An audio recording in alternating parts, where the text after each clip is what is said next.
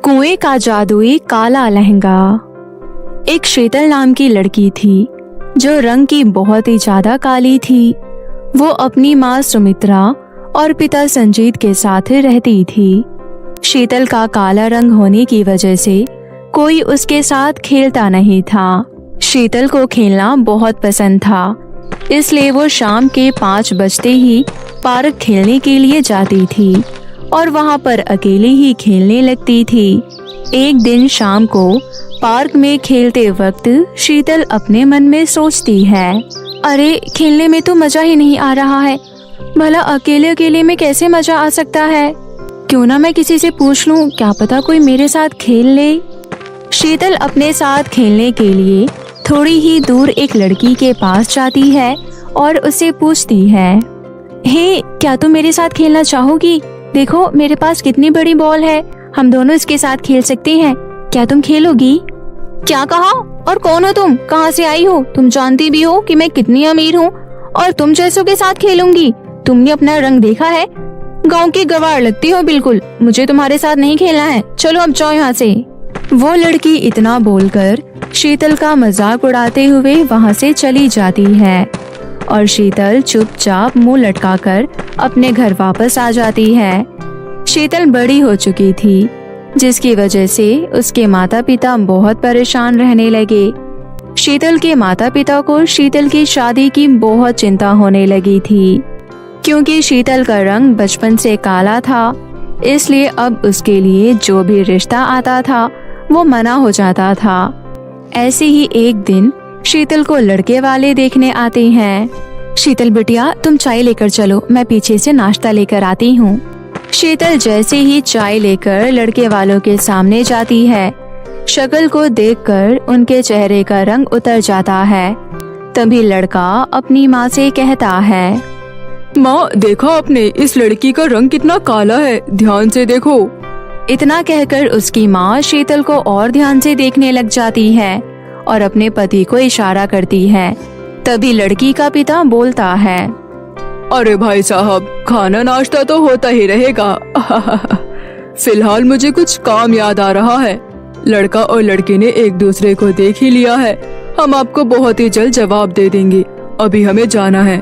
अच्छा ठीक है, तो अब हम चलते हैं। लड़के के माता पिता के हाव भाव से शीतल के माता पिता को ये समझ आ गया था कि अब शीतल के लिए एक और रिश्ता मना हो गया है। शीतल को इस बात का बहुत दुख होता है, परंतु वो कुछ नहीं कर सकती थी। अपना दुख छुपाने के लिए शीतल बाहर घूमने के लिए चली जाती है। घर से बाहर जाने के बाद शीतल बहुत फूट फूट कर रोती है। शीतल के इतने रिश्ते मना हो जाने के बाद शीतल के माता पिता को भी बहुत दुख होता है। शीतल की माँ अपने पति से कहती है, देखा जी आपने, शीतल के लिए कैसे रिश्ते मना होते जा रहे हैं। शीतल के बराबर के सभी लड़कियों की शादी हो रही है। पता नहीं हमारे शीतल के भाग्य में क्या लिखा है।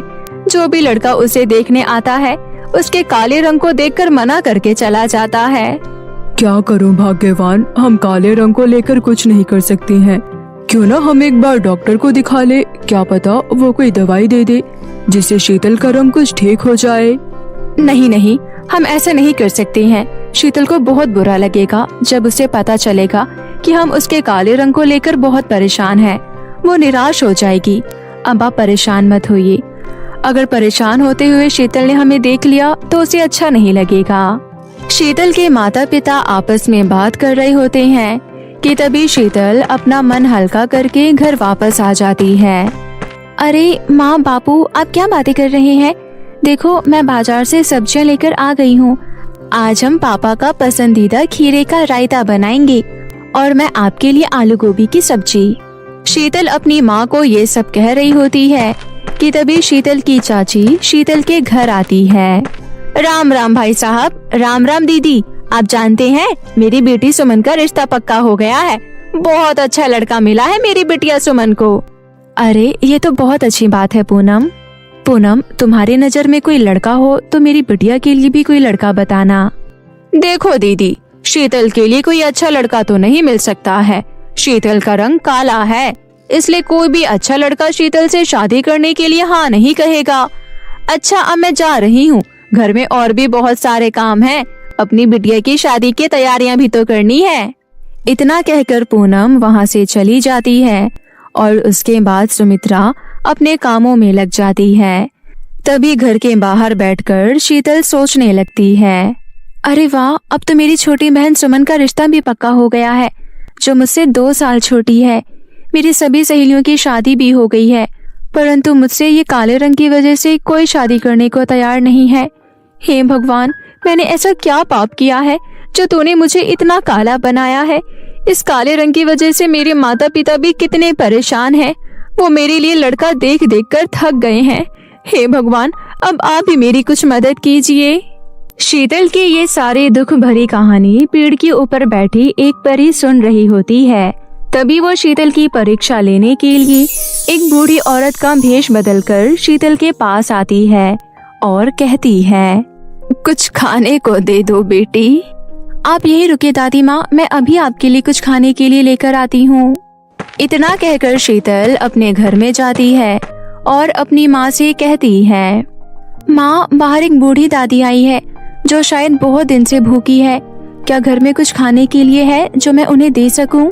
शीतल घर में रखा हुआ खाना बाहर बूढ़ी दादी को लाकर दे देती है। ये लो दादी माँ, आप ये खाना खा लो। अरे बेटी, तुम इतना उदास क्यों हो? क्या मैं जान सकती हूँ? क्या बताऊँ बूढ़ी दादी माँ, मेरा बचपन से ही रंग बहुत काला है, जिस वजह से आज तक मेरा कोई दोस्त नहीं बना। सब लोग मुझे काला काला कहकर चिढ़ाते हैं और अब मेरे काले रंग को देखकर कोई लड़का मुझे नहीं मिल रहा है। इस वजह से मेरे माता पिता बहुत उदास हैं। कोई बात नहीं बेटी, हमेशा अपना दिल साफ रखो और लोगों की मदद करो। एक दिन भगवान तुम्हारी मदद जरूर करेगा और सब कुछ ठीक हो जाएगा। सब कुछ ऊपर वाले के ऊपर छोड़ दो। इतना कहकर बूढ़ी दादी वहाँ से चली जाती है।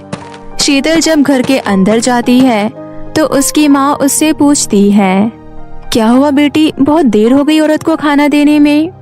कुछ नहीं माँ, वो बस मैं बूढ़ी दादी से बात करने लग गई थी।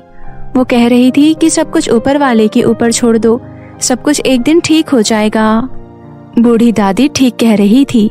हमें हमेशा नेक दिल बने रहना चाहिए, कभी किसी के साथ बुरा नहीं करना चाहिए। भगवान एक दिन हमारी मदद जरूर करेगा। इसके बाद पूरा परिवार साथ बैठकर खाना खा लेता है और अपने अपने कमरे में जाकर सो जाता है। शीतल अपने कमरे में लेटी होती है और उसे दादी की सारी बातें याद आती है। तभी वो देखती है कि उसके कमरे से बाहर एक कुआं है जो बहुत चमक रहा है। शीतल घर का दरवाजा खोलती है और बाहर कुएं के पास पहुंच जाती है। तभी वो देखती है उस कुएं के अंदर कोई चीज बहुत चमक रही है और वो चीज कुछ और नहीं बल्कि एक लहंगा होता है। शीतल उस लहंगे को अपने घर ले आती है। अरे, ये इतना सुंदर काला लहंगा, ये तो बहुत ही ज्यादा खूबसूरत है और चमक भी रहा है, परंतु ये लहंगे का रंग तो काला है और मैं भी काली हूँ। ये लहंगा मुझ पर बिल्कुल अच्छा नहीं लगेगा। मुझे इस लहंगे को कुएं में वापस रख देना चाहिए, शायद किसी और को मिल जाए और वो उसे पहन सके। शीतल ये सब सोचकर उस लहंगे को कुएं के पास रखने जा रही होती है। तभी उस लहंगे में से एक आवाज आती है, शीतल, तुम्हें मुझे कहीं और ले जाने की जरूरत नहीं है। मैं तुम्हारे लिए ही बनी हूँ। मैं कोई मामूली लहंगा नहीं हूँ। तुम जैसे ही मुझे पहनोगी, तुम दुनिया की सबसे खूबसूरत लड़की में बदल जाओगी। और हाँ, तुम मुझसे कुछ भी मांग सकती हो। मैं तुम्हारी सभी जरूरतें पूरी कर सकती हूँ। मुझे परीलोक से एक परी ने इस कुएं के अंदर रखा है ताकि मैं तुम्हारी मदद कर सकूं। अब तुम मुझे पहन लो और मेरा जादू देखो। शीतल को कुछ समझ नहीं आ रहा था, परंतु वो लहंगे की बात सुनकर उस लहंगे को पहन लेती है। लहंगे को पहनते ही शीतल बिल्कुल ही बदल जाती है। उसके बाल और लंबे हो जाते हैं और रंग बहुत गोरा हो जाता है। उसकी आंखें नीली और चमकीली हो जाती है।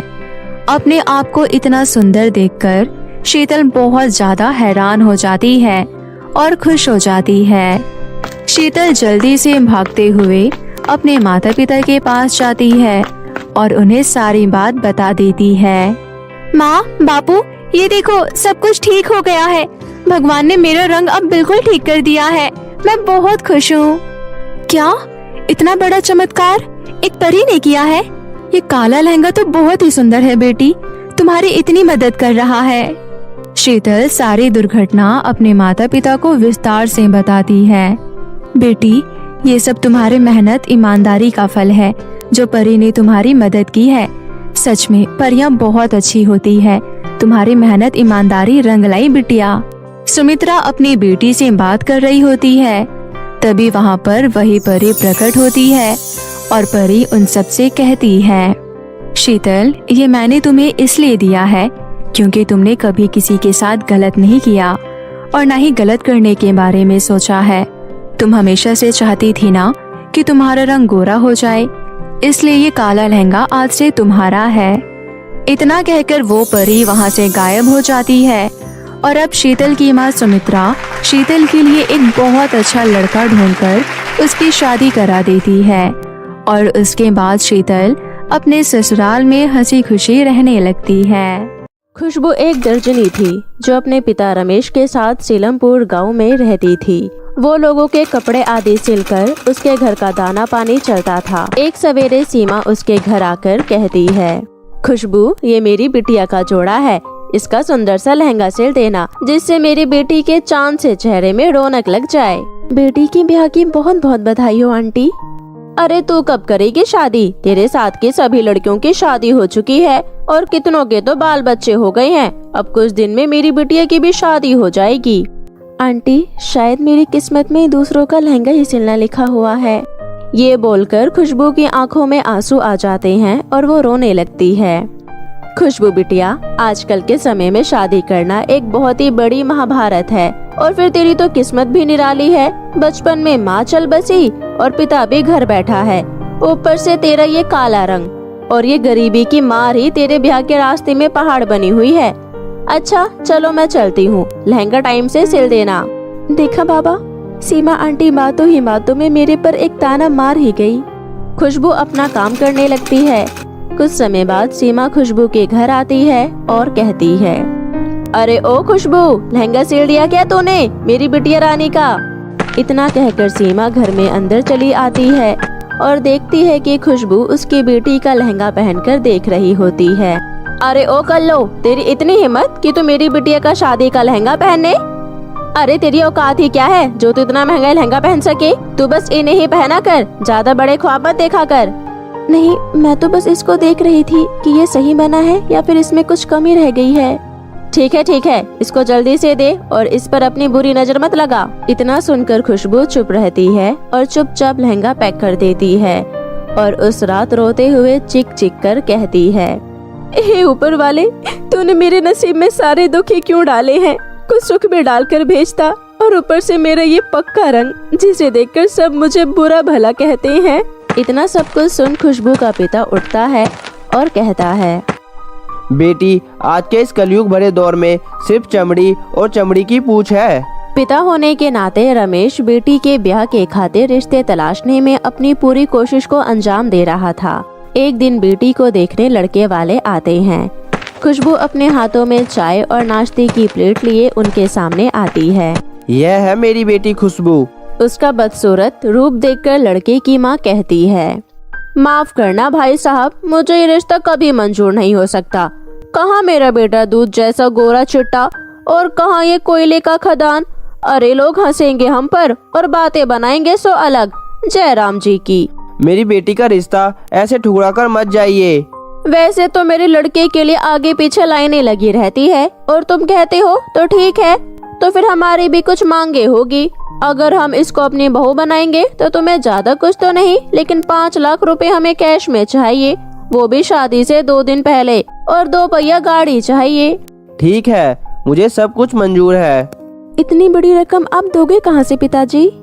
बेटी, बस किसी भी तरह मेरे जीते जी तेरी डोली उठ जाए, बस मैं यही चाहता हूँ। जैसे जैसे समय बीतता है वैसे वैसे ब्याह का समय भी नजदीक आता है। कल मेरी शादी का दिन है और अब तक कोई भी इंतजाम नहीं हुआ है। ब्याह के दिन शाम को सभी औरतें खुशबू के घर आती है, जहाँ खुशबू बेहद पुरानी साड़ी में दिखाई पड़ती है। अरे अरे, ये क्या? इतनी पुरानी साड़ी कौन सी गठरी में से निकाल के पहनी है? ना कोई सिंगार ना कोई तैयारी, ब्याह के खातिर एक लहंगा ही सिल लेती। सभी औरतें उसकी खिल्ली उड़ाकर अपने अपने घर चली जाती है। खुशबू जल्दी से मशीन पर बैठती है और कुछ बचे कुचे कटे कपड़ों से एक लहंगा तैयार करती है और लहंगा तैयार करके उसे पहन लेती है। पर अपने लहंगे को देखकर खुशबू निराश हो जाती है और कहती है, माँ, यहाँ कोई भी ऐसा नहीं है जो मेरी मदद करे, मेरे मन को, मेरी परेशानी को समझे। मेरे पास तो पैसे भी नहीं है जो मैं अपने लहंगे के लिए कुछ कपड़े ही ले आती। एक दुल्हन की शादी बिना लहंगे के अधूरी है माँ। इतना कहकर खुशबू रोने लगती है और खुशबू के आंसू लहंगे पर गिरने लगते हैं और तभी वो आंसू की बूंदें चमचमाते हुए लहंगे में बदल जाते हैं। ये कैसे हुआ? ये तो अभी तक तरह तरह के कपड़ों से सिला हुआ दिख रहा था। ये एकदम से कैसे इतने सुंदर लहंगे में बदल गया? खुशबू अपने लहंगे को देखकर बहुत खुश होती है और वो शीशे में खुद को निहारती है। ये लहंगा तो वाकई में बहुत सुंदर है, पर यह लहंगा मेरे रंग पर अच्छा नहीं लग रहा। काश कि मेरा रूप भी बाकी लड़कियों की तरह साफ सुथरा होता तो यह लहंगा मेरे पर कितना अच्छा लगता। खुशबू के इतना कहते ही जादुई लहंगे से एक रोशनी निकलती है और वो खुशबू को सर से पांव तक गोरा कर देती है और खुशबू एक परी की तरह सुंदर और अद्भुत दिखती है। क्या ये मेरा ही रूप है? इतनी अद्भुत मैं कैसे दिख रही हूँ? इतना कहते ही खुशबू लहंगे को देखकर कहती है, अरे ये लहंगा तो जादुई है और इसके जादू से मेरे और भी काम बन सकते हैं। एक काम करती हूँ, इससे और कुछ मांग कर देखती हूँ। इतने में खुशबू उस लहंगे से कुछ और भी मांगती है। और मेरे जादुई लहंगे, मेरे पिताजी के ऊपर बहुत ज्यादा परेशानियां हैं और लड़के वालों ने भी उनसे बहुत बड़ी रकम मांगी है और 2 पहिए गाड़ी मांगी है, तो तुम मेरे लिए 5 लाख रुपए और 2 पहिए की गाड़ी प्रस्तुत करो। रकम और 2 पहियों की गाड़ी वहाँ प्रस्तुत हो जाती है और ये देखकर उसके पिता हक्के बक्के रह जाते हैं। अरे ये सब कैसे हुआ बेटी? तुमने तो मेरे सर से सारा बोझ ही हल्का कर दिया। पिताजी, ये जादुई लहंगे का कमाल है। उसने ही मुझे इतना सुंदर बना दिया और उससे ही मुझे ये रकम और गाड़ी मिली है। ये सुनकर उसके पिता बहुत खुश होते हैं और खुशबू के पिता लड़के वालों को रकम दे देते हैं और 2 पहिए की गाड़ी भी दे देते हैं।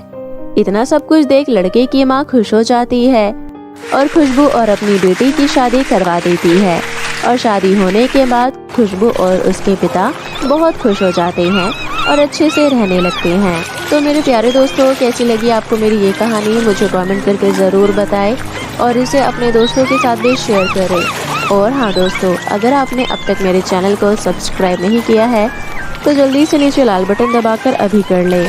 तो मिलती हूँ आपसे फिर किसी नई कहानी के साथ। तब तक के लिए आप अपना ध्यान रखें। बाय बाय दोस्तों।